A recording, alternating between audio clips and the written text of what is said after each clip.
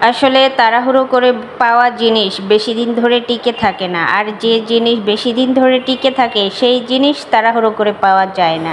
বলছিলাম এই বর্ষা চৌধুরী আপুর কথা। তিনি এই রাসেল মিয়াকে বিবাহ করার ক্ষেত্রে খুবই তাড়াহুড়ো করে ফেলেছিলেন। ওনাকে আরেকটু ভাবা উচিত ছিল, কারণ আরেকটু এফোর্ট দেওয়া উচিত ছিল। এই যেহেতু লাইফের সব থেকে বড় একটা সিদ্ধান্ত এই বিবাহ, তাছাড়া ওনারা আরও আগে দুইটা বিবাহ হয়েছে, সেখানে সন্তান আছে।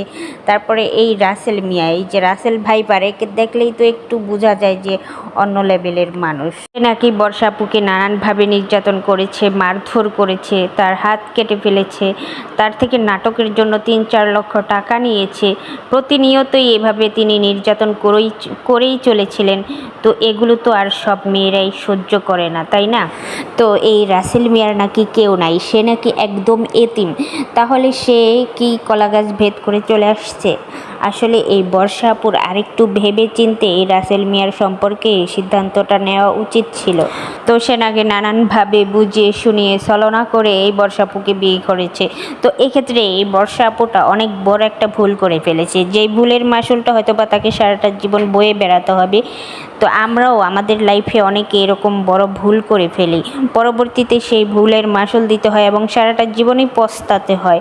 তো আমার একটা মেসেজ থাকবে সবার কাছেই, আমাদের ছেলে মেয়ে সবার উভয় ক্ষেত্রেই হচ্ছে আমাদের জীবনের সবথেকে বড় এবং একটা গুরুত্বপূর্ণ সিদ্ধান্তই হলো এই বৈবাহিক সিদ্ধান্ত নেওয়াটা। আসলে এটা আমাদের সবার উচিত ভেবে চিন্তে নেওয়া।